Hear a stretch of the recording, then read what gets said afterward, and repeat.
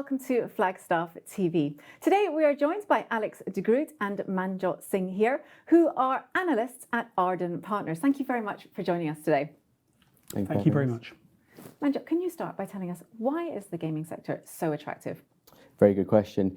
Well, it's this convergence of streaming, and all these platforms are now merging, and the consumer has that availability. So if you're a player of games, you're on the PC, mobile and console. So you have this multimedia platform now where you can interact with different communities at the same time. You could be playing Halo on your console PC and have your mobile up and tweeting it or twitching. So it's a really exciting time in that sense.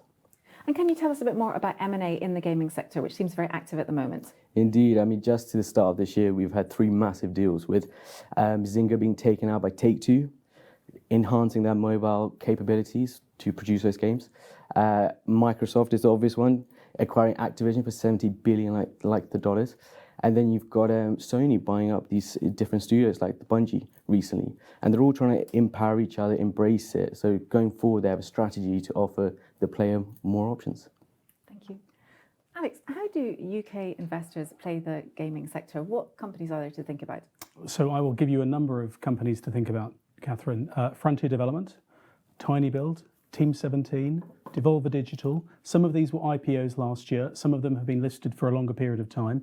They're all mid-cap if we're thinking about size and style, and they're all reasonably liquid. And critically, we expect there will be more IPO activity over the next 12 to 18 months. So whereas perhaps 3 or 4 years ago, we only had 1 or 2 companies listed in this space, we now have half a dozen, and we expect more to come. Manjot, how do these companies make money? Fantastic question. Due to the fact that the digital distribution model has changed everything.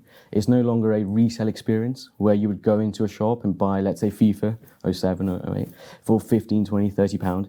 Now you can download a Xbox Pass or become a member of that community, and you have access to hundreds of games. And that's what the player wants, to have access at all times to all different kinds of games and genres. And due to that, loads of other games have started introducing this freemium model where you would start off playing for free, but if you want a customized experience, a skin, an avatar, you would then buy it, and it would make your experience all that much more fulfilling. And the way that these companies are going about embracing both sets of models is very impressive.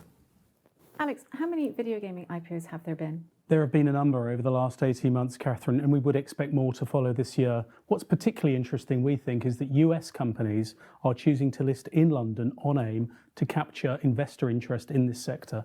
There's a lot of demand for gaming stocks. People see what's happening in the big space, but they can't really invest in Microsoft. They can't really invest in the mega companies. So they're looking to London now for smaller mid caps. And last year, for example, we had the likes of Devolver Digital and TinyBuild listing in the UK. Before that, going back 2 to 3 years, we had companies like Team 17.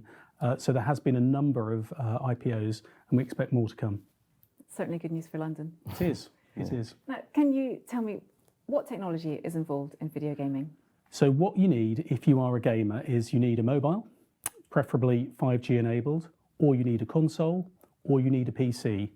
And critically, you need a credit card or mum and dad's credit card because you need to be able to buy games. And so what used to be a retail experience 10 to 15 years ago is increasingly an online or digital experience. But in terms of a kit, what you need is a platform. One of those platforms I've just mentioned. In addition, I think what we're going to find in the next few years is that the kids will be wearing these headsets. Oculus is a good example, the Facebook business, because that allows the VR or augmented reality experience to take place. Games are becoming more immersive, more involved. You need more tech. But to begin with, what you need is a platform and a credit card to purchase the equipment. So we think this is one of the reasons why the sector is particularly interesting. It's a combination of software and hardware. Now, we've heard a lot about the Metaverse. Can you tell us a little bit more? Well, at the moment, it's this undefined virtual space that everyone's sort of rushing to buy up, hence the virtual real estate that different companies are getting into. If you look at Microsoft, Meta, they all have different nuanced strategies on how they feel different communities can connect. Microsoft is going through their Teams product, so no matter where you are in the world, you're still connected via VR headsets, a PC, a mobile, computer, so it's multi-platform. And it's all about getting different people wherever you are to buy into this space that is a golden opportunity for people to experience gaming in a whole new opportunity for people to experience gaming in a whole new way. Thank you. Finally, how does video gaming compare with other subsectors within the technology sector? It's much more consumer facing. So in technology in general, we're talking about businesses talking to businesses. In this space, we're generally talking about businesses talking to consumers, to households. And so if consumers want exposure to consumer technology, this is the way to play it. It's a global sector. It's not a UK business. It's not an American business. It's a global sector. Communities exist globally online. And so consumer facing and global would, in our view, be the two headlines that investors need to focus on. We think that's a really attractive way to focus on millennials, Gen Zs. These are hard to reach people.